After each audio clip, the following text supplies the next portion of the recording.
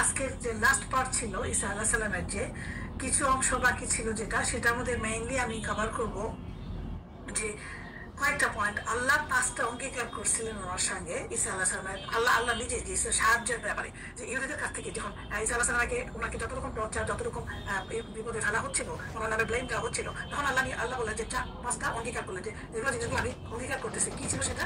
প্রথম ছিল যে ঈসা আলাইহিস সালামের সাহায্যের ব্যাপারে আল্লাহ 5টা কথা বললেন, সবগুলোই উনি পূর্ণ করছিলেন। কি ছিল? প্রথমটা ছিল যে হত্যার মাধ্যমে নয়, বরং তার স্বাভাবিক মৃত্যু হবে। এখন ওনাকে কি বলে যে ওনাকে ক্রুসিফাইড করা হয়েছে বা ওনাকে মারা হয়েছে, এটিতে বলে। কিন্তু আল্লাহ বলছেন না, তাকে এভাবে মারা হবে, তাকে নরমাল মৃত্যু হবে। এটা আমার ওয়াদা। এটা আল্লাহ বলতেছেন যে হত্যার মাধ্যমে না, তাকে স্বাভাবিক মৃত্যু দিব আমি। তা স্বাভাবিক মৃত্যু তো দেয় না, দিবে আল্লাহ তাআলা, এখনো পেন্ডিং এটা। 2 নম্বর পয়েন্ট ছিল তাকে ঊর্ধ্ব জগতে তুলে নেওয়া হবে। এই যে আল্লাহ তাআলা যেটা তাকে উপরে উঠাই নিল, সেটা আল্লাহ তাআলা বলছেন যে তাকে নিয়ে যাওয়া হবে উপরে। 3 নম্বর পয়েন্ট ছিল যে তাকে শত্রুদের অপবাদ থেকে মুক্ত করা হবে। এই যে ওনাকে ব্লেম দিচ্ছে, অনেক কিছু বলতেছে ওনাকে, ওনার জন্ম বৃত্তান্ত, মাকে বলা হয়েছে, ওনাকে বলা হচ্ছে, সেগুলো থেকে উনি ওনাকে ক্লিয়ার করবে যে ওনার উপরে কোনো ব্লেম থাকবে না। এটা আল্লাহ বলতেছেন যে এটা আমার অঙ্গীকার, ওয়াদা।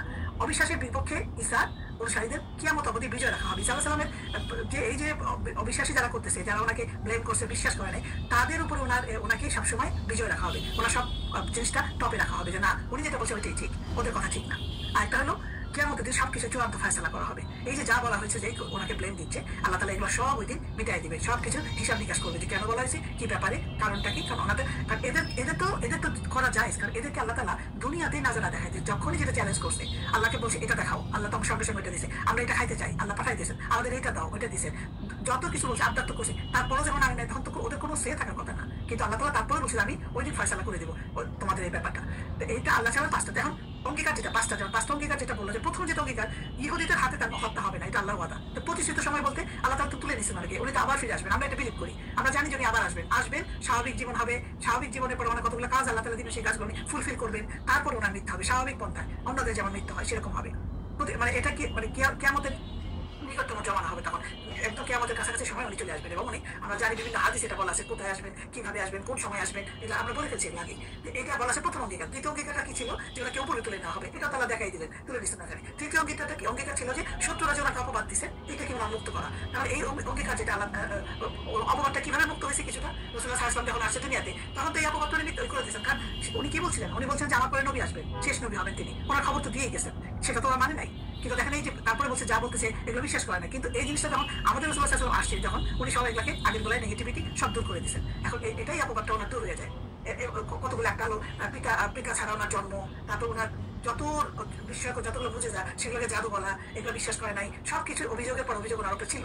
তো এগুলো যেগুলো আল্লাহ তাআলা বলছেন যে এটা সব অপবাদ দূর করা হবে। আর 4 নম্বর ছিল যে অবিশ্বাসের বিপক্ষে যে কিয়ামত পর্যন্ত বিজয় রাখা হবে। তার মানে হবে যে ওনার যে নবুয়ত, উনি যে জিনিসটা নিয়ে আসছিলেন, এটা তো ওরা বিশ্বাস করে নাই, খ্রিস্টানরা না, ইহুদিরা না। কিন্তু আমরা তো বিশ্বাস করছি না, আমরা তো করতেছি। এই যে কিয়ামত পর্যন্ত একটা রূপ বিলীপ করে আসতেছে, আমরা এই বিশ্বাস করে সেই গুরুত্ব করা, এটা কিয়ামত পর্যন্ত বলবৎ থাকবে। এটা ওনাকে এটা ই করবে আর কি, সবাই বিলীপ করবে এটা। তখন এই কথাটা উনি 4 নম্বর অঙ্গীকারে বলছেন, যেটাকে কিয়ামত অবধি ওনাকে বিজয় রাখা হবে। এবং 5 নম্বর যেটা বলছে যে ওই দিন উনি চূড়ান্ত ফয়সালা করে দিবেন, উনি ওই দিন সব হিসাব নিকাশ করে দিবেন যে তোমরা এটা কেন বলছো, এটা কি বলছো, কি কারণে বলছো, এবং সেটা আল্লাহ তাআলা বলছেন যে এই অঙ্গীকার। তো 5টা অঙ্গীকার আল্লাহ তাআলা দিচ্ছেন যে ওনার উপরে আর কি। এখন এটাই আমরা কোরআনের আয়াতে দেখবো এই অঙ্গীকারগুলো কিভাবে আসছে, কোরআনের বিষয়গুলো কোথায় বলা আছে। সূরা আল ইমরানের 55 নম্বর আয়াতে বলা আছে, যেমন বলছে আউযু বিল্লাহি মিনাশ শাইতানির রাজিম, ইয ক্বালা আল্লাহু ইয়া ঈসা ইন্নী মুতাওয়াফিকা ওয়া রাফিউকা ইলাইয়া। হে ঈসা বলতেছেন, যখন ঈসা বললো যে ইয়া ঈসা, আল্লাহ তাআলা বলতেছেন যে আল্লাহ বলে যে হে ঈসা ইন্নী, আমি নিশ্চয়ই মুতাওয়াফিকা। এখানে অনেক জায়গায় কোরআনে এটাকে বলা আছে মত ওফাত দেওয়া, এইসব বলা আছে।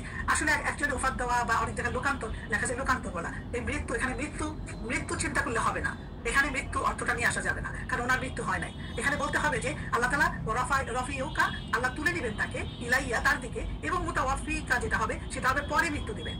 তার মানে অর্থটা এরকম আসবে যে বলতেছেন যে আল্লাহ তাআলা, হে তোমরা স্মরণ করো, আল্লাহ যখন বলেন হে ঈসা আমি আপনাকে নিজের কাছে উঠিয়ে নিব এবং শেষ জামানায় স্বাভাবিক মৃত্যু দান করবো, এটাই আসলে অর্থটা হবে আর কি, মুতাওয়াফিকা এটা।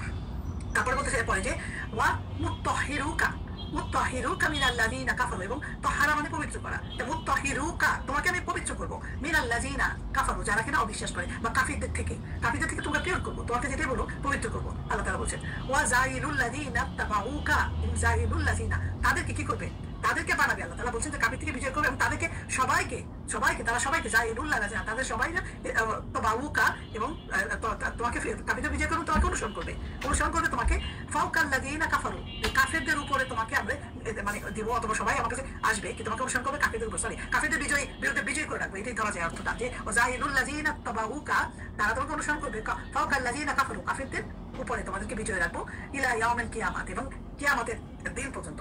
তার মানে অর্থটা কি, যারা অনুসরণ করবে তোমাকে, যারা তোমাকে অনুসরণ করবে তাদেরকে, ফাওকাল্লাযিনা কাফারু, কাফিরদের উপরে, ফাওকা মানে উপরে, আল্লাযিনা তার উপরে, কাদের, কাফারু, কাফেরদের উপরে তাদেরকে আমি রাখবো। কতদিন পর্যন্ত রাখবে সেটা? কিয়ামত পর্যন্ত, ইলা ইয়াউমিল কিয়ামাতে। এটাও আল্লাহ তাআলা কোরআনে বলেছেন যে তুমি তোমার ওয়াদা, তোমাকে আমি উঠাই নিব ঠিকই, তোমাকে আমি পবিত্র করবো, তোমাকে আমি কাফেরদের বিরুদ্ধে বিজয় রাখবো কিয়ামত পর্যন্ত।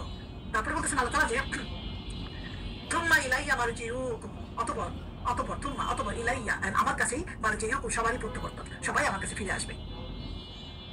ফাআহকুমু বাইনাকুম ফীমা কুনতুম ফীহি ইয়াখতালিফুন, কি বলতেছে? ফাআহকুম, অতঃপর কি করবে? ফায়সালা করে দিবে, আহকুম বাইনাকুম, তোমাদের মধ্যে, ফীমা কুনতুম, যা নিয়ে তোমরা ছিলা, ফীহি তাখতালিফুন, তার মানে তোমরা যা নিয়ে তোমরা বিবাদী বিষয়, যা নিয়ে তোমরা তাখতালিফুন, মতবিরোধ করতেছিলা, তর্কাতর্কি করতেছিলা, যেটা তোমাদের মধ্যে গন্ডগোল ছিল সেটা আমি মিটাই দেবো। আল্লাহ তাআলা বলছেন যেটা আমি এটা মিটাই দেবো, তোমাদের মধ্যে সব কিছু মীমাংসা করে দেবো। সূরা আল ইমরানের ৫৫ নম্বর আয়াত এটা। এখন এই যে জিনিসটা আমরা কি আয়াত থেকে কি বুঝবো? এই যে মুতাওয়াফিক, আমি বললাম যে এটা অর্থ ধরে নিতে হবে আমাকে আল্লাহ উঠাই দিবে এবং সে জামানায় মৃত্যু দিবে। কিন্তু এটাকে যদি আমরা বলি আল্লাহ উঠায়নি, তাকে অফার দিয়েছে উঠাই নিছে, তাহলে কিন্তু ওইভাবে চিন্তা করলে হবে না। অনেক জায়গায় মুতাওয়াফিক অর্থ মৃত্যু ঠিকই, কিন্তু এখানে এই অর্থটা দেওয়া যাবে না আজকে, যেভাবে নেয় আর কি। রফিউকা ইলাইয়া, আল্লাহর দিকে রফিউকা, যেটা নিয়ে যাবে, উঠাই দিবে, এবং মুতাওয়াফিকার অর্থটা পরে আসবে, তারপর মৃত্যু হবে। এইভাবে আমরা অর্থটা চিন্তা করবো যে আল্লাহ তাকে উঠাই নিবে, পরে স্বাভাবিক মৃত্যু দেবে, এখন তার মৃত্যু হবে না। অফাত মানে তো আমরা জানি যে এখানে অর্থটা মৃত্যু আসবে না এখানে। আচ্ছা, তারপরে হাওয়ারি কারা? এখন হাওয়ারি, আমরা হাওয়ারি কত ক্লাসে বলছিলাম যে আমি ক্লাসে বলবো যে হাওয়ারি কাদেরকে বলা হয়। আমরা এই শব্দটা দেখেন, হাওয়া রুট হচ্ছে একটা ধাতু থেকে উৎপন্ন শব্দ, যেটা এটা অর্থ হলো চুনকাম, দেয়ালে চুনকাম করার জন্য ধবধবে সাদা চুন, সাদা চুনের কথা হাওয়া রুট, এটা বলতেছে। এর থেকে হাওয়ারি আসে। হাওয়ারি তাহলে কি হলো? তাদেরকে বলতেছে পারিভাষিক অর্থ হইতেছে ঈসা আলাইহিস সালামের সাথে খাঁটি অনুসারী যারা, শীর্ষস্থানীয় ভক্ত এবং সাহায্যকারী ব্যক্তিগণকে হাওয়ারি বলা হলো। ওনার একদম টপ লেভেলে যারা ওনার সামনে সবসময় থাকতেন, আমাদের রাসূল সাল্লাল্লাহু আলাইহি ওয়াসাল্লামের সাথে যেমন আছে সাহাবীগণ একদম সাথে থাকতেন, যেটা সর্বক্ষণের সাথী, সেই গ্রুপটাকে বলে। আল্লাহ উঠায়নি, তাকে অফার দিয়েছে এবং উঠাই নিছে, তাহলে কিন্তু ওইভাবে চিন্তা করলে হবে না। অনেক জায়গায় এটা মুতাওয়াফিক অর্থ মৃত্যু ঠিকই, কিন্তু এখানে এই অর্থটা দেওয়া যাবে না আজকে, যেভাবে নেয় আর কি। রফিউকা ইলাইয়া, আল্লাহর দিকে রফিউকা, যেটা নিয়ে যাবে, উঠাই দিবে, এবং মুতাওয়াফিকের অর্থটা পরে আসবে, তারপর মৃত্যু হবে। এইভাবে আমরা অর্থটা চিন্তা করবো যে আল্লাহ তাকে উঠাই নিবে, পরে স্বাভাবিক মৃত্যু দেবে, এখন তার মৃত্যু হবে না। অফাত মানে তো আমরা জানি যে এখানে অর্থটা মৃত্যু আসবে না এখানে। আচ্ছা, তারপরে হাওয়ারি কারা? এখন হাওয়ারি, আমরা হাওয়ারি কত ক্লাসে বলছিলাম যে আমি ক্লাসে বলবো যে হাওয়ারি কাদেরকে বলা হয়। আমরা এই শব্দটা দেখেন, হাওয়া রুট হচ্ছে একটা ধাতু থেকে উৎপন্ন শব্দ, যেটা এটা অর্থ হলো চুনকাম, দেয়ালে চুনকাম করার জন্য ধবধবে সাদা চুন, সাদা চুনের কথা হাওয়া রুট, এটা বলতেছে। এর থেকে হাওয়ারি আসে। হাওয়ারি তাহলে কি হলো? তাদেরকে বলতেছে পারিভাষিক অর্থ হইতেছে ঈসা আলাইহিস সালামের সাথে খাঁটি অনুসারী যারা, শীর্ষস্থানীয় ভক্ত এবং সাহায্যকারী ব্যক্তিগণকে হাওয়ারি বলা হতো। ওনার একদম টপ লেভেলে যারা ওনার সামনে সবসময় থাকতেন, আমাদের রাসূল সাল্লাল্লাহু আলাইহি ওয়াসাল্লামের সাথে যেমন আছে না সাহাবীগণ একদম সাথে থাকতেন, যেটা সর্বক্ষণের সাথী, সেই গ্রুপটাকে বলে হাওয়ারি। ওনার সাথেই থাকতেন, বিপদে আপদে সবকিছুতে ওনার সাথে থাকতেন, একে হাওয়ারি বলতেছে। এখন এই হাওয়ারির প্রশ্নটা কখন আসছে? হাওয়ারির প্রশ্নটা ওনার তো আগে ছিল না, উনি তো একাই চলতেছিলেন। হাওয়ারিটা কখন আসছে? যখন উনি টের পাইলেন যে এই যে মানে নেতারা বিরোধিতা করতেছে না, চক্রান্ত করতেছে ওনার উপর, ওনার বিরুদ্ধে সবকিছু করতেছে, তখন উনি দেখলেন যে আমার একা থাকলে তো চলবে না, আমার কিছু সাপোর্টের দরকার, আমার সাথে কাউকে থাকতে হবে। আমাকে যেভাবে এরা প্ল্যান প্রোগ্রাম করতেছে মেরে ফেলা বা কিছু, টের পাইছে উনি, এটাও কোরআনে আয়াতে আছে যে এইভাবে যখনই টের পাচ্ছেন তখনই উনি কল করলেন ওদের মধ্যে যাদের সাথে বন্ধু বান্ধব যারা ছিল, তাদেরকে বলে যে তোমরা কে আমার আল্লাহ সাহায্যে আগে আসবে, কে আছো তোমরা আমার হাওয়ারি খবর। তখন এখান থেকে শোনা গেছে যে 12 জন ওনার ডাকে সাড়া দিছিল। 12 জন হাওয়ারি একটা গ্রুপ ছিল, এই গ্রুপটাকে হাওয়ারি বলে। আমরা দেখি তাহলে এখানে কিভাবে বলছে কোরআনে। নাবাতি ভাষা এটাকে বলছে ধোপা, এই হাওয়ারি অর্থ ধোপা। নাবাতিয়ান যে শব্দ সেটা বলছে এটা। ঈসা আলাইহিস সালাম অনুসারীগণ ধোপা ছিলেন, যারা কাপড় ধৌত করতেন। এই যে যারা ছিল না এই গ্রুপটা, তারা ধোপা ছিলেন আর কি, কাপড় ধুতো তারা ওই নামে তাদেরকে ডাকা হয়তো, এই জন্য তাদের উপাধি ছিল হাওয়ারি। তারা সবসময় সাদা কাপড় পরিধান করে থাকতো। কোনো তাফসীরবিদ বলছে তাদের সংখ্যা 12 জন, যেমন বললাম আমি যে 12 জনের বেশি ছিল না, এরকমই ধারণা করতেছে যে। এবং আমরা জানি যে শেষ নবী সাল্লাল্লাহু আলাইহি ওয়াসাল্লাম সহচর্য, আমরা যেমন সাহাবী বলি, এরকম ঈসা আলাইহিস সালামের সহচর্যকে হাওয়ারি বলা হয়। আবিধানিক অর্থে সাহাবীর সাথী সহচর হলেও পারিবারিক অর্থে কিন্তু, পারিভাষিক অর্থে কিন্তু রাসূলুল্লাহ সাল্লাল্লাহু আলাইহি ওয়াসাল্লাম ব্যতীত অন্যদেরকে আমরা সাহাবী বলতে পারবো না, যদিও সাহাবী অর্থটা কিন্তু সাথী বা বন্ধু এরকম বলা যায়। কিন্তু আমরা যদি বলি এই আমার সাহাবী, এটা বলা যাবে না। আমার বন্ধুকে বললাম যে সে আমার সাহাবী, সেটা বলা যাবে না। এটা একমাত্র রাসূলুল্লাহ সাল্লাল্লাহু আলাইহি ওয়াসাল্লামের সাথে যারা, তাদেরকেই বলতে পারবো আমরা সাহাবী। হাওয়ারি শব্দটা কোনো সময় শুধু সাহায্যকারী বা আন্তরিক বন্ধু অর্থেও ব্যবহৃত হয়। হাওয়ারিটা রাসূল সাল্লাল্লাহু আলাইহি ওয়াসাল্লাম কথা বলেন, প্রত্যেক নবীর একজন হাওয়ারি অর্থাৎ খাঁটি সহচর থাকে। আমার যেমন হাওয়ারি হলো জুবায়ের আলাইহিস সালাম ছিলেন যে ওনার কাজিন, ওনাকে উনি ছিলেন বেস্ট ফ্রেন্ড, ওনার সবসময় ওনার সাথে থাকতেন। এই কথাটাই কোরআনে কিভাবে বলা আছে, এই যে জিনিসটা আমরা জানলাম যে হাওয়ারিটা কোরআনে আল্লাহ কিভাবে আসে, জিনিসটা আমরা এখন কোরআনে আয়াত থেকে দেখি জিনিসটা। ফালাম্মা আহাসসা ঈসা মিনহুমুল কুফরা, ফালাম্মা তাহলে কি হলো যে যখনই ঈসা আলাইহিস সালাম আহাসা, আহাসা মানে অনুধাবন করা বা টের পাওয়া, আমি তো টের পেলাম যে আমার একটা বিপদ আসতেছে সামনে, আহাসা ঈসা মিনহুম, তাদের থেকে যখনই উনি টের পেল যে একটা বিপদ আসতেছে, তখনই মানে কুফরাদের কুফরি করে যারা ইসরায়েলের কুফরি থেকে যখন উনি টের পাচ্ছেন যে একটা বিপদের সম্ভাবনা আছে, তখন উনি বলেন কলা মান আনসারি ইলাল্লাহি, কে আছো মান আনসারি, কে আছো ইলাল্লাহ, আল্লাহর জন্য, আল্লাহর পক্ষে আমাকে সাহায্য করার জন্য। আনসারি মানে সাহায্য করা, আনসার মানে সাহায্য করা, তাহলে কে আছো তোমরা যে কিনা আমাকে আল্লাহর পথে সাহায্য করবে। উনি তখন প্রশ্ন করতেছে এটা যে যখন এটা পাইলো যে এটা বিপদ আসতেছে, তখন তো আমার সাপোর্ট দরকার, তখন এটা উনি বললেন যে কুফরি অবলম্বন করলেন যখন, তখন আল্লাহ কারা সাহায্য করে আল্লাহর পথে। তারপর বলতেছেন যে কলাল হাওয়ারিয়ুনা, হাওয়ারিয়ুনা সব হাওয়ারিরা বললো যে না আনসারুল্লাহ, আমরা আছি তোমাকে সাহায্য করার জন্য, আমান্না বিল্লাহি, আমরা ঈমান আনলাম আল্লাহর প্রতি, ঈমান এনেছি আল্লাহর প্রতি, ওয়াশহাদ, অতঃপর সাক্ষী থাকো বিআন্না মুসলিমুন, সাক্ষী থাকো যে আল্লাহর উপর ঈমান এনেছি, আপনি সাক্ষী থাকো না। এটা ঈসা আলাইহিস বলতেছে যে আমরা মিথ্যা বলতেছি না, আমরা তোমাকে সাহায্য করবো, আমরা ঈমান এনেছি এবং তুমি সাক্ষী থাকো দেখো আমরা করি কিনা। সে সাক্ষী বলছে ওয়াশহাদ, যে সাক্ষী থাকো বিআন্না মুসলিমুনা, আমরা নিশ্চয়ই সমর্পণ করতেছি, আমরা আত্মসমর্পণকারী। তারাই বললো এটা কথাটা যে আমরাই তোমার সাহায্য করবো। এই যে 12 জন বলা আছে না, যে 12 জনই কথা বলা হয়েছিল, সবাই বলে নাই 12 জন। তখন বলতেছে রব্বানা আমান্না বিমা আনজালতা, হে আমাদের পালনকর্তা, হে আমাদের রব, আমান্না বিমা আনজালতা, যা তুমি প্রেরণ করছো, আমরা সব কিছুর উপর ঈমান আনছি, আমরা সব বিষয়ের উপর বিশ্বাস স্থাপন করছি, হে আল্লাহ তুমি যা নাজিল করছো। এরা বললো তখন ওয়াত্তাবা'না, আমরা সেগুলোকে অনুসরণ করছি, ওয়াত্তাবা'না রাসূলা, রাসূলকে আমরা অনুসরণ করছি বা রাসূলের আমরা অনুগত হয়েছি, বলা যায় যে তাকে আমরা অনুসারী হয়েছি তার। ফাকতুবনা, অতঃপর তুমি লিখে রাখো, ফাকতুবনা, আল্লাহকে বলছে তুমি লিখে রাখো মা শাহিদিন, শাহিদিনদের সাথে, মা আমাদের সাথে, শাহিদিনা যারা কিনা মানে মান্য ই করা, অলরেডি যারা যে শাহিদিন গ্রুপে আছে মান্যকারী বলা যায়, বা তাদের সাথে আমাদের নাম লিখে রাখো। এটা বলো যে পজিটিভলি আমি হেল্প করতেছি, ঈমান আনছি এবং আমরা যা নাজিল করছে সবের উপর ঈমান আনছি বলতেছে তারা, সুতরাং তুমি আমাদের নাম লিখে রাখো তাদের সাথে, শাহিদিনদের সাথে, মান্যকারীদের সাথে তালিকাভুক্ত করে রাখো।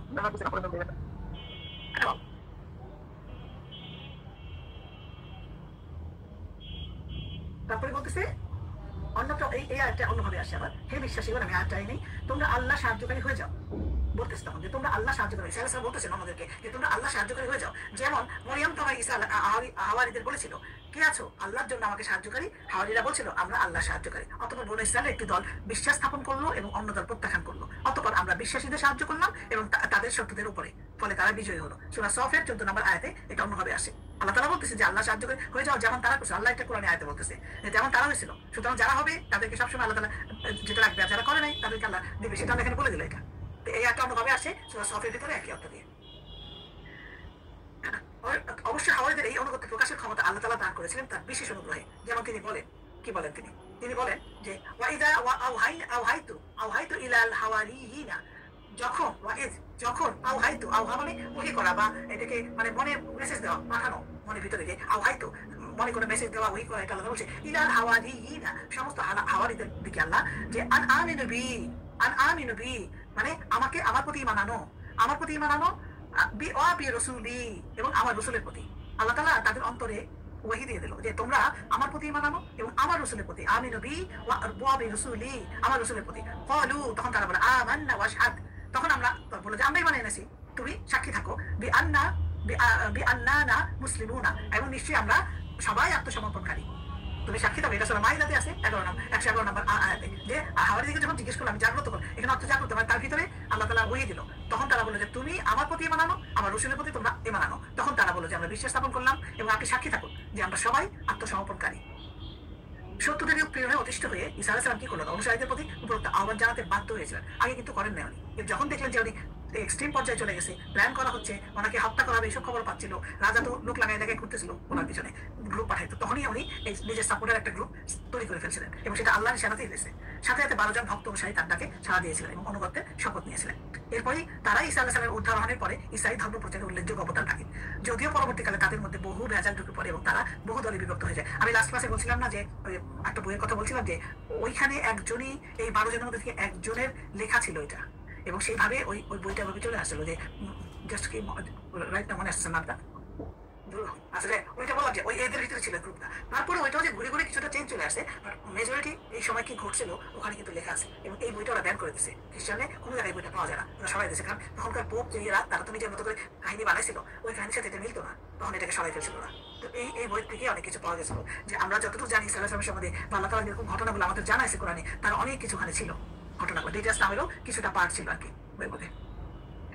আচ্ছা, তারপরে এর প্রমাণ করলো। এবং খ্রিস্টানরা দেখা এরপরে কি হলো, তারা ভাগ হয়ে গেল, ক্যাথলিক হলো, প্রটেস্ট্যান্ট হলো, দুই দলে তারা ভাগ হয়ে গেল। এবং তাদের আরো দুই দলের মধ্যে আবার অনেক সাব গ্রুপও তৈরি হয়ে গেল, উপদল তৈরি হলো। এর সবাই এক একজন এক এক মত করে ওরা ধর্ম বানিয়ে তারা পালন করতেছে, বিভিন্ন গ্রুপ বিভিন্ন হয়ে গেছে। আমাদের এখানে তো কম বেশি উল্টাপাল্টা হচ্ছে না এখন, অরিজিনাল থেকে বেরোয়। যদি নামে মুসলমান ঠিকই রাখে, এরা তো নামে খ্রিস্টান ঠিকই, কিন্তু আসলে খ্রিস্টানের মধ্যে যে কত গ্রুপ, ঠিক মুসলমানদের মধ্যে যেমন আমাদের বিদাতের গ্রুপ যে বাড়ছে কত, সেটা চিন্তা করলে আমরা কিন্তু কম না। অরিজিনাল থেকে একটু একটু ডেভিড হয়ে যাওয়াটাই কিন্তু ডিফারেন্ট গ্রুপ হয়ে যাচ্ছে। ঈসা আলাইহিস সালামের উদাহরণের পরে খ্রিস্টান জাতি তিন দলে বিভক্ত হয়ে যায় মেইনলি। একদল তাকে আল্লাহ বলে, ডাইরেক্ট আল্লাহ বলে ওনাকে, আরেক দল তাকে আল্লাহর পুত্র বলে, এবং আরেক দল তাকে আল্লাহর দাস ও রসুল বলে। প্রত্যেক দলের অনুসারী দল ছিল, এই দলের থেকে আবার সাব গ্রুপ করে ফেলছিল। কত বড় ক্রাইম এরা করছে, একভাবে না, কত ভাবে। তাদের সাথে আমরা এখন চলে ফিরি, দেখে চিন্তা করা যায় যে তাদের মেন্টালিটি কি ছিল, কি আসছে। অরিজিনাল কোনো মেসেজই তোদের মধ্যে নাই, ওরা পাই, ওদের সব ফ্যাব্রিকেটেড হয়ে গেছে ওদের সবকিছু। এই দ্বন্দ্বের মধ্যে কলহ বাড়তেই থাকে ওদের। অতঃপর আমাদের রাসূলুল্লাহ সাল্লাল্লাহু আলাইহি ওয়াসাল্লাম যখন আসেন, তখন মুমিনদের দলকে সমর্থন দেন। এই যে এর মধ্যে থেকে কিছু তো গ্রুপ ভালো ছিল, যারা কিনা এগুলো কোনোটাই বিশ্বাস করতো না, তারা জানে আল্লাহ আছেন, এবং তাদেরকে রাসূলুল্লাহ সাল্লাল্লাহু আলাইহি ওয়াসাল্লাম আসার পরে এই দলে জয়লাভ হয়, এবং এইভাবে আস্তে আস্তে বাড়তে থাকে ইসলামটা। এই যে কুফরি আর কিয়ামতের অনুসারে যে কুফরি করলো, কিয়ামতের দিন আল্লাহ তাআলা কি করবেন, এটা অনেক বড়, অনেক হাদিস আছে জিনিসটা। এটা পরে আমাদের জানা দরকার যে আমাদের নবী রাসূলদেরকেও আল্লাহ তাআলা ছাড় দিবেন না। এটা কি কথা চিন্তা করা যায়? আমাদের নবী রাসূলদেরকে বিচার করবেন কিভাবে, সেটা এই ঈসা আলাইহিস সালামের একটা কনভারসেশন দিয়ে আল্লাহ তাআলা বুঝাই দিয়েছেন যে আমি কাউকে ছাড় দেব না, তোমরা কি আমার নবীদের আমি ছাড় দেব না, তাদের প্রত্যেকটা জিনিস প্রশ্ন করবে। ঈসা আলাইহিস সালামের উত্থানের ফলে ঈসাইদের মধ্যে যে আকীদাগত বিভ্রান্তি দেখা দেয় এবং তারা যে কুফরিতে লিপ্ত হয়, সে বিষয়ে আল্লাহ কিয়ামতের দিন ঈসা আলাইহিস সালামকে জিজ্ঞাসাবাদ করবেন। যেমন আল্লাহ বলেন, ওয়াইদ ক্বালা আল্লাহু ইয়া ঈসা ইবনে মারইয়ামা, আল্লাহ তাআলা বলছে, হে ঈসা, আনতা কুলতা লিন-নাসি, তুমি কি বলতা, আনতা কুলতা, তুমি কি বলেছিলে, লিন-নাসি, মানুষকে কি বলেছিলে, ইত্তাখিজুনি ওয়া উম্মিয়া, আমাকে তোমরা গ্রহণ করো এবং আমার মাকে গ্রহণ করো। কেন? ইলাহাইনি, তোমাদের ইলাহ হিসাবে দুজনকে, মিন দুনিল্লাহ, আল্লাহকে ছাড়া। এটা কি তুমি বলছিলা? কারণ তারা তো বিভিন্ন ভাবে তারা গড, একবার তার মারে বলে গড, একবার তারে বলে গড, একবার বলে এটা। এই কথাটা আল্লাহ তাআলা ডাইরেক্ট ঈসা আলাইহিস সালাম জিজ্ঞেস করে, এরা পাইলো কোত্থেকে এটা? তুমি কি বলছিলা আনতা কুলতা, তুমি কি বলছিলা লিন-নাসি, মানুষকে, যে তুমি আমাকে নাও, আমাকে গড হিসেবে নাও, আল্লাহ নাই, এবং আমার মাকে নাও, আমরা দুজন। এই কথাটা ওরা আসতে পাইলো কোত্থেকে? দেখো কিভাবে, আল্লাহ কি জানেন এটা? তারপরও আমাদের জন্য এটা লেসন। তারপরে বলছে, যখন আল্লাহ বলবেন, হে মরিয়ম তনয় ঈসা, তুমি কি লোকদের বলেছিলে যে তোমরা আল্লাহকে ছেড়ে আমাকে আর আমার মাকে উপাস্য সাব্যস্ত করো? তখন কি বলবেন? ক্বালা সুবহানাকা, ঈসা আলাইহিস সালাম কি বলবেন? বলবেন যে আল্লাহ সুবহানাল্লাহ, আপনি সবকিছু থেকে পবিত্র, আপনি সবকিছু থেকে পবিত্র। মা ইয়াকুনু লি, কিভাবে বলতে পারি, আমার এটা মানায়, আমি কি এটা বলতে পারি? মা ইয়াকুনু লি, এটা কি আমার স্বভাব হয়? আর আকুল, আমি বলি, মা লাইসা লি বিহাক্কি, যে সম্বন্ধে নাই কোনো আমার হক, নাই কোনো অধিকার, লি হাক্কি বিহাক্কি, আমি কিভাবে কথা বলতে পারি? আমার কি কোনো স্বভাব হয় এটা? সম্ভব? ঈসা আলাইহিস সালাম এটা সাফাই হবে যে কি বলো আল্লাহ তাআলা, তুমি তো সবকিছু থেকে পবিত্র, তোমার সম্বন্ধে এই কথা কিভাবে বলবো? আমার কি কোনো অধিকার আছে? এটা বলার কোনো অধিকার তো আমার নাই। আল্লাহ তাআলা তাকে পাপে এই কথাটা বলবেন, যে এই কথাটা যে তখন এই যে প্রশ্নটা, এই প্রশ্নটা দিয়ে আমরা চিন্তা করবো যে প্রথম যে প্রশ্নটা করলে এখানে, যে কিয়ামতের দিন এটা আল্লাহ তাআলা প্রশ্ন করবে, যে হিসাব নিকাশ করার, যে বলছে না সব ফয়সালা করে দেবো আমি, এই ফয়সালার প্রশ্নটি যাবে, তাকে আগে নিয়ে আসবে। যে উপাস্য হিসেবে গ্রহণ করছে যারা, তাদের কথা ওনাকে প্রশ্ন করবে, তোমাকে যারা উপাস্য সাহায্যকারী হিসেবে মনে করতো, তারা তো নিজেরাই আল্লাহর সামনে জবাবদিহি করবে। তৃতীয়ত, যেটা আমরা বোঝাচ্ছি জিনিসটা, যে প্রতীয়মান হয় এই পয়েন্টটাতে, যে ঈসা আলাইহিস সালাম সহ তার মাকেও উপাস্য বানিয়ে ফেলছিল দুজন তারা। তৃতীয়ত, এটা বোঝা যায় যে কেবল তারাই না, তাদেরকে মুশরিকরা যারা পাথর বা কাঠের মূর্তি বা প্রতিমা প্রত্যেকটা তৈরি করে ওদেরকে উপাস্য বানাইতো, এদেরকেও একই ক্যাটাগরির প্রশ্ন। এই সবাই কিন্তু এইসব ক্যাটাগরির মধ্যে পড়তেছে প্রশ্ন, যে আল্লাহ ব্যতীত যাদেরকে করা হয়তো উপাস্য, সেই হিসাবে এই প্রশ্নগুলো আল্লাহ তাআলা করতেছেন। যেটা এই তিনটা প্রশ্ন, এই প্রশ্ন কি আমাদের দিন হবে, এটা ভয়ভীতি দেখানোর জন্য বলে যে আপনি। তারপরে আর কি বলতেছেন, এটা বললেন তো প্রথমে তো সে সাফাই গেল যে না, আমি প্রশ্নই ওঠে না, আমি প্রশ্ন কিভাবে বলবো, এটা কি সম্ভব, এটা কি পারি, আমার কি এতটুকু ক্ষমতা আছে, আমার কোনো অধিকার আছে, এটা বলেন। তারপর কি বলতেছেন, ইন কুনতু, যদি আমি বলেই থাকতাম। আবার তারপরে বলতেছি যে আমি যদি বলি, আমি তো কিছু বলি না, মা কুলতু লাহুম, তো বললো যে মালাই সেটা বলছে, আচ্ছা ইনকুনতু, যদি আমি এটা বলতাম, ফাকাদ আলিমতাহু, তাহলে তো তুমি জানতেই পারতা, তুমি তো জানো, আল্লাহ তো সবই জানে। আল্লাহ জানে না যে যদি এটা বলতো, আল্লাহ তাআলা বলছে আমি তো, আপনি তো সবকিছু জানেন, আপনি অন্তর জানেন, তাহলে আমি যদি বলে থাকতাম নিশ্চয়ই তুমি ফাকাদ আলিমতাহু, তুমি সে সম্বন্ধে জানতে।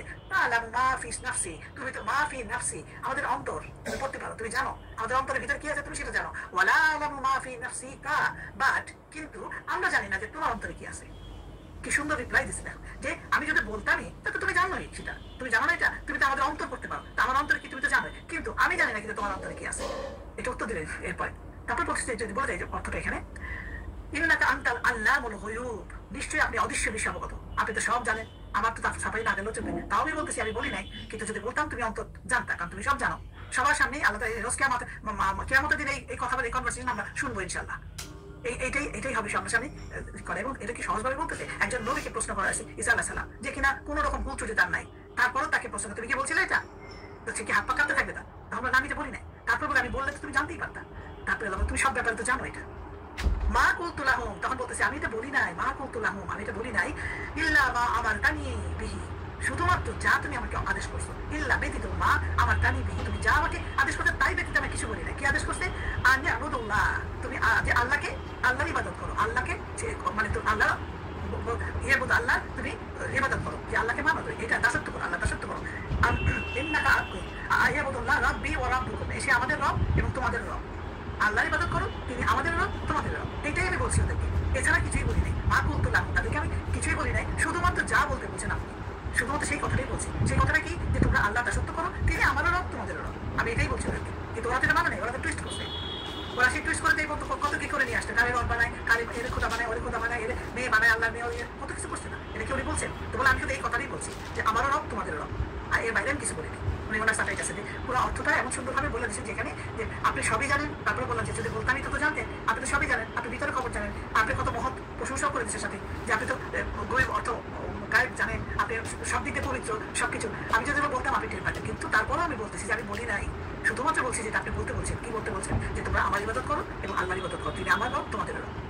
সুন্দরভাবে এটা বলছেন। যে একবার এই বিষয়ে আমরা একটা হাদিস শুনি, যেটা বলছেন যে আল্লাহ রাসূল সাল্লাল্লাহু আলাইহি ওয়াসাল্লাম একদিন বলছেন যে কোনো তাদেরকে যখন রাসূল সাল্লাল্লাহু আলাইহি ওয়াসাল্লাম কিয়ামতের দিন রাসূল সাল্লাল্লাহু আলাইহি ওয়াসাল্লাম কি করবে, যে ওনাকে দেখে উম্মতরা দৌড়ায় যাবে তার দিকে, মানে তাকে দেখে তার দিকে ধাবিত হয়ে যাবে, যেতে যাবে অনেক উম্মত দৌড়ে নবী রাসূল সাল্লাল্লাহু আলাইহি ওয়াসাল্লামকে, আমাদের নবী যাবে। তখন তাদেরকে বাধা দেওয়া হবে, তাদেরকে যাইতে দেওয়া হবে না, তার কাছে যাইতে দেওয়া হবে। তখন রাসূল সাল্লাল্লাহু আলাইহি ওয়াসাল্লাম বলে, কি আসতে দাও ওদেরকে, ওরা তো আমার উম্মত, আসতে দাও।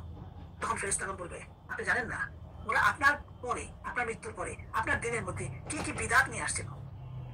যখন এই কথা শুনবেন রাসূলুল্লাহ সাল্লাল্লাহু আলাইহি ওয়াসাল্লাম, তখন উনি বলবেন যে যা আল্লাহ নেক বান্দা ঈসা আলাইহিস সালামকে বলছিলেন, সেই কথাটা উনি বলবেন যে ওয়া কুনতু আলাইহিম শাহীদান মা দুমতু ফীহিম ফালাম্মা তাওয়াফাইতানি কুনতা আনতা রাকিবা আলাইহিম। এই কথাটা বলতে যে আমি লাস্টে যেটা বলছে যে যতদিন আমি তাদের সাথে ছিলাম, ততদিন তো তার যা করছিল সেটা সাক্ষী আমি ছিলাম। কিন্তু যখন আমি চলে আসছি, আল্লাহ তুমি আমাকে উঠাই দিছো, আমি তো তাদের পরের কাজগুলো দেখি নাই।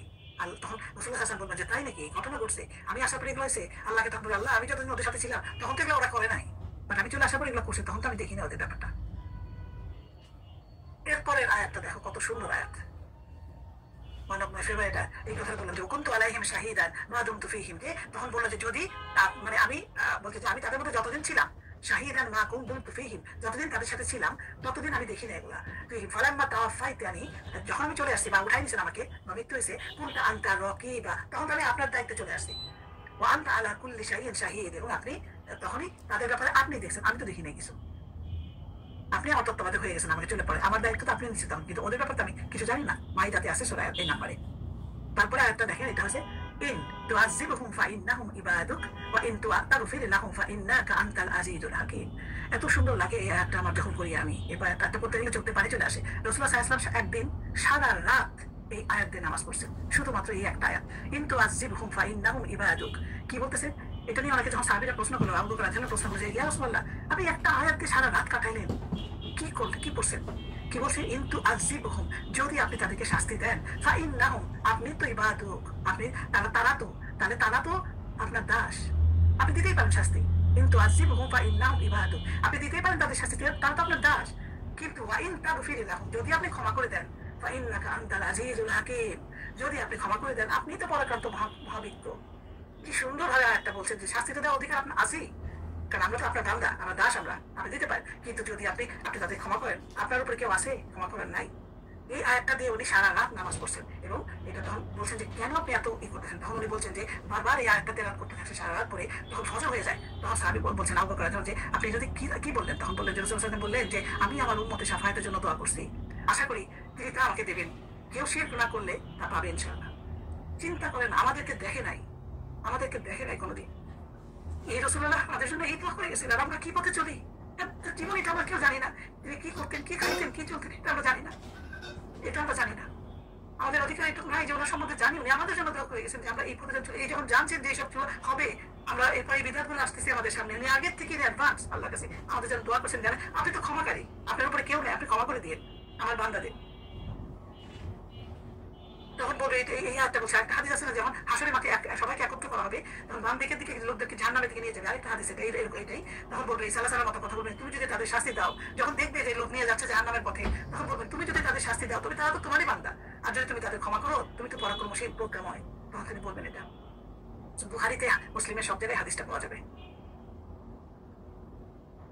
এখানে বলতেছে আরেকটা যে ওনার কাহিনী থেকে আমি শিক্ষণীয় কি পাই, বহু কিছু বলার, সে কয়েকটা পয়েন্ট নিয়ে আসছি খালি। যে ওনার আপনি পড়ে থাকা সবাই, যে ইব্রাহিম কনিষ্ঠ পুত্র ইসাকের বংশ থেকে আসা, তারপরে ওনাকে কিতাবধারী রসুল উনি, যদিও কিতাবের কিছুই নাই এখন ওনার। আগে সব নবী রসুল যে সম্বন্ধে ভবিষ্যৎবাণী করে গেছেন, তার রসুল্লাহ সাল্লাল্লাহু আলাইহি ওয়াসাল্লামের সম্বন্ধে উনি করে গেছেন সেটা। এবং ইব্রাহিম আলাইহিস সালাম জ্যেষ্ঠ পুত্র ইসমাইলের বংশধর থেকে যে আসবেন নবী বলে গেছিলেন সেটা উনি। ওরা যে নাম বলছেন সেটা আহমদ বা মোহাম্মদ তার অনুসারী, মোহাম্মদই হল ঈসা আলাইহিস সালাম। এই যে প্রকৃত মানে উম্মতে মোহাম্মদ যারা, এরাই তো ঈসা আলাইহিস সালামের প্রকৃত অনুসারী। ওনাকেও আমরা জানি, আমাদের নবীকেও জানি, তাহলে ওনার অনুসারী হিসেবে তো আমরাই আছি, আর তো কেউ নাই। আসল যারা অনুসারী দাবি করতেছে তারা তো কেউ না, তাহলে আমরাই ওনার উত্তরসূরি ধরতে গেলে। এছাড়া তিনি মুজিজা যেটা দেওয়া হয়েছিল, এটা কাউকে দেওয়া না। কি দেওয়া হয়েছিল মনে আছে মুজিজাগুলা? যে উনি জীবন দিতে পারতেন, উনি পাখিকে বানায় মাটিতে পাখি বানিয়ে উড়াই দিতেন, এবং তাকে ফু দিলেই তার জীবন চলে আসতো। তারপরে উনি কুষ্ঠরোগী ঠিক করতে পারতেন, তারপরে উনি অন্ধকে সুস্থ করে দিতে পারতেন। এইসব কিন্তু অন্য নবীদেরকে দেওয়া হয় নাই।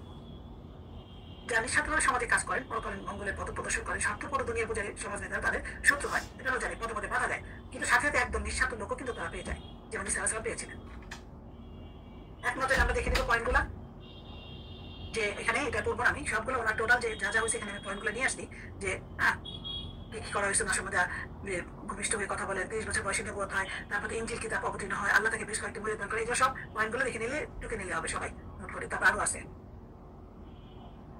এতটুকু পুরো জীবনের থেকে আমরা পয়েন্টগুলো নিচ্ছি, এগুলো সবাই লিখে নিয়ে পড়ে নিতে হবে। আর ঈসা আলাইহিস সালামের ব্যাপারে কোরআনে কোথায় কোথায় কোন আয়াতে আসে, এগুলো আমি একটা চার্ট বানিয়ে এখানে দিছি, এটাও সবাই কপি করে রাখতে বা তুলে নিলে হবে প্রিন্ট করে, তাহলে মনে থাকবে যার যা দরকার সে নিজে কাছে দেখে পড়ে নিলে হবে। বিভিন্ন বইয়ের থেকে বিভিন্নভাবে এক্সপ্লেন করা আছে, ইন্টারেস্ট থাকলে এটা পড়ে নিতে পারবো ইনশাআল্লাহ। তো আজকে আমাদের ক্লাসে এই পর্যন্তই থাকবে। আমি ক্লাস শেষে আর একটু পয়েন্ট বলবো, কিছু কথা বলবো, যে যেটা কিনা ওই সময় ইসরায়েলদের ওই সময় যে রোমানরা শাসন করতো, তখন ওরা ইসরায়েলেরা তখন 5টা গ্রুপ হয়ে গেছে ওই সময়টা। কয়েকটা নাম আছে এদের গ্রুপে, একটা ফারিসি, সাদুকি, কাতিবিন, জিয়ালুদ এবং ইসেনি। এই ইসেনি যে গ্রুপটা, যেটা এটাই ছিল ঈসা আলাইহিস সালামের অনুসারী গ্রুপ। এই 5টা গ্রুপের মধ্যে এই একটা গ্রুপ কিন্তু আস্তে আস্তে চলে আসছিল। এই যে ইহুদিদের উপরে যে কন্ট্রোল আমরা দেখলাম না, রোমান সম্রাট টাইটাস যে অত্যাচার করছিল, কত আমরা পড়ছি এগুলো আগের ইয়েতে কাহিনীতে, তাদের করার সময় যে তারা একটা করলো, ওরা দমন করার সময় ইহুদিদের যেটা, সেই পুরা 70 খ্রিস্টাব্দে ইহুদিদের আন্দোলন দমনের জন্য তারা একটা বাহিনী নিয়ে আক্রমণ করে, এবং দ্বিতীয়বার যেটা করে জেরুজালেম এবং হাইকেল ধ্বংস করে দেয়। এটাই কিন্তু কোরআনে আমাদের বলা আছে যে দুইটা বড় দুর্যোগের কথা বলা আছে, যে অনেকের মধ্যে সেটা একটা ছিল বক্তে নসর, একটা টাইটাস, দুইবার কিন্তু দখল করছে ঘটনা বনি ইসরাইল সূরার মধ্যে এটা পাওয়া যাবে। এগুলো আমরা দেখছিলাম, যে পড়ছিলাম যে জিনিসগুলো। এটা এখন দেখেন, এই একটা যে একটা ইয়াতে আছে, হাদিসে বলতেছে যে রাসূলুল্লাহ সাল্লাল্লাহু আলাইহি ওয়াসাল্লাম একটা কথা উনি আমর বিন আস থেকে হাদিসটা আসছে, উনি বলতেছে যে একবার রাসূলুল্লাহ সাল্লাল্লাহু আলাইহি ওয়াসাল্লাম বলতেছে ইব্রাহিম আলাইহিস সালামের কথা মনে হইছে না। ইব্রাহিম সাল্লাম মনে যে ইব্রাহিম সাল্লাম কি করছিলেন, একটা দোয়া আল্লাহর কাছে চাচ্ছিলেন। সেই দোয়াটা কি? রাব্বি ইন্নাহুন্না আদলালনা কাসীরাম মিনান নাসি, রব্বি হে আমার রব, ইন্নাহুন্না নিশ্চয়ই তারা, হুন্না বলতে এখানে মহিলাদের বোঝাচ্ছে, তার মানে প্রতিমা বোঝাচ্ছে। আদলালনা মানে বিভ্রান্ত করা, কাসীরান অনেক ভাবে বিভ্রান্ত করছে আমাদেরকে, মিনান নাস মানুষের মধ্যে বিভ্রান্ত করছে, এই প্রতিমাগুলা এই কাজগুলা করছে। ফামান তাবিআনি, অতঃপর যে কিনা আমাকে অনুসরণ করবে, তাবিআনি ফাইন্নাহু মিন্নি, সে হবে আমার দলের। ওয়ামান আসানি, এবং যে আবার অবাধ্য হবে, ফাইন্নাকা গাফুরুর রহিম, অতঃপর তুমি তাদেরকে ক্ষমা করে দাও। দেখেন, সেটা কিন্তু আল্লাহ তাআলা নবীদের চাওয়াটা কি ছিল, যে হবে সেটা আমার দলে হইল, আর যারা অবাধ্য হবে তুমি ক্ষমা করে দাও তাদেরকে। ইন অ্যাডভান্স চেয়ে দিছে ক্ষমা। বলে না যে তাদের চিন্তা আমার নাই, তারা যা হয় হবে, এটা কিন্তু বলেন নাই। এবং রাসূলুল্লাহ সাল্লাল্লাহু আলাইহি ওয়াসাল্লাম বললেন যে আমার ইব্রাহিম আলাইহিস সালাম বাবা কিনা এই কথা বলে গেছেন, এবং তখন ঈসা আলাইহিস সালামের কথা বললেন, যে এই কথা বললেন, তখন তিনি আল্লাহর কাছে বললেন, এই কথা মনে করলেন যখন, এবং ঈসা আলাইহিস সালাম এই কথাটাও মনে করলেন, যে ঈসা আলাইহিস সালাম একই দুয়াই করলেন, যে আপনি তো যখন শাস্তি দিলে আপনি দিতে পারেন, ক্ষমা করলে করতে পারেন। এই দুইটা যখন পয়েন্ট ওনার মনে হলো বসে, তখন তিনি আল্লাহর কাছে দুই হাত তুলে, হে আল্লাহ আমার উম্মত, এই কথা আমার উম্মত পর্যন্ত বলে উনি কেঁদে দিয়েছেন। এবং কেঁদে দিয়েছেন পরে আল্লাহ তাআলা জিবরাইল আলাইহিস সালামকে পাঠিয়ে দিয়েছেন, তুমি মুহাম্মদের কাছে যাও, তাকে জিজ্ঞেস করো তিনি কেন কাঁদতেছেন। তো আসলে জিবরাইল আলাইহিস সালাম আসে জিজ্ঞেস করলেন, উনি বললেন, কেন বললেন জানেন তো, কারণটা যে উম্মাতের চিন্তায় উনি বিফোর ছিলেন, যে আমার উম্মাত এইটুকু বলে কিছু বলতে পারে নাই, আমার উম্মাদকে এটা বলতে পারে নাই, তখন এটা বলছে। তো আবার আল্লাহ তাআলা জিবরাইলকে পাঠিয়ে দিলেন, যাও বলো, কি বলো, ইন্না সানুরদিকা, নিশ্চয়ই আমরা তোমাকে সন্তুষ্ট করব, ফি উম্মাতিকা, তোমার উম্মতের ব্যাপারে, ওয়ালা নাসুকা, এবং তোমাকে কষ্ট দিব না। সহিহ মুসলিমে আছে হাদিসটা। এবং আল্লাহ তাআলা এই আয়াতে আল্লাহ তাআলা বান্দাদের অক্ষমতা, যে আমার এই লাস্টের আয়াতে যেটা যেই লাস্ট পার্টটা বললাম, এটা অক্ষমতা অসহায়ত্বের প্রকাশটা এখানে বেশি করলো, বোঝাচ্ছে এখানে যে ক্ষমতা বলতে কথা বলেছে আল্লাহর, এখানে যে যা ইচ্ছা করতে পারে, তাকে প্রশ্ন কেউ করতে পারবো না আমরা, কিন্তু আমরা চাইতে পারবো, আমরা বলতে পারবো যে আল্লাহ তোমার উপরে কেউ নাই, তোমার ক্ষমতা অসীম, তুমি সবকিছু পারো, কিন্তু তুমি এটাও আমরা জানি যে তুমি ক্ষমাকারী, এবং এক্সট্রিম লেভেলের ক্ষমাকারী। এর উপরে কেউ নাই। যত দুনিয়াতে আমরা যত ক্ষমা দেখতেছি এগুলো কিছুই না। তুমি যে লেভেলে ক্ষমা করো, তো আমাদের যে কোনো পাপই আমরা আল্লাহর কাছে যদি এইভাবে চাই, ডেসপারেটলি চাই, আল্লাহ ক্ষমা করতে বাধ্য এবং দিবেই। আল্লাহ এটা বলছে, লা ইউসাল, এবং বলে আল্লাহ তাআলা বলেন যে লা ইউসআলু আম্মা ইয়াফআলু, লা ইউসআলু, কোনো ব্যাপারে প্রশ্ন করা যাবে না, আম্মা ইয়াফআলু, কি করেন আল্লাহ তাআলা, ওয়া হুম ইউসআলুনা, যে আল্লাহ যা করেন তার বিষয়ে প্রশ্ন করা যাবে না, বরঞ্চ তাদেরকেই প্রশ্ন করা হবে। যদি আমরা চিন্তা করি কোনো ব্যাপারে যে আল্লাহ এটাকে ওগুলো কিছু করা যাবে না। আমরা সুতরাং আমাদের কি আল্লাহ তাআলার ইবাদত করবো, নবীদের নিয়ে বাড়াবাড়ি করবো না, দিনের মাঝে আমরা কোনো বিকৃতি ঘটাবো না। আমরা তারপরে আল্লাহ আমাদের কাছে ডিমান্ড কি, আল্লাহ খুব বেশি ডিমান্ড আমাদের কাছে কি চাই আল্লাহ তাআলা? স্বাধীন আমাদের বলছে যে বসে স্বাধীন শেষ দিয়ে করে থাকো না, কিছুই বলে না। আল্লাহর ইবাদতটা করবো খালিস দিলে। ইবাদত বলতে যাকে জামিন করে সেটাই আমরা করবো ইবাদত। এটা করবো, আমাদের নবীদেরকে নিয়ে এক্সট্রিমলি বাড়াবাড়ি করবো না, নবীদের জীবনী করবো, জানবো, তার আদর্শ মতো চলার চেষ্টা করবো এবং দিনের মাঝে কোনো বিকৃতি ঘটাবো না, যেটা কিনা আমরা এখন বেশি করি। বিদাতটা এত বেশি চলে আসছে আমাদের যে আমরা বিদাতকে বিদাতই মনে করি না, বুঝেও আমরা করে যাই, জেনেও আমরা করে যাই, এটাকে বিদাত ধরিই না আমরা। এই বিদাতটাকে বুঝতে হবে আমাদেরকে। এই তিনটা জিনিস থেকে আমরা দূরে থাকলে আমাদের কোনো চিন্তা নাই, ইনশাআল্লাহ আল্লাহ আমাদেরকে সেভ করবে। তো আজকে অনেকক্ষণ হয়ে গেছে, অল্প করে আমি রেকর্ডিংটা স্টপ দিয়ে নিই, কথা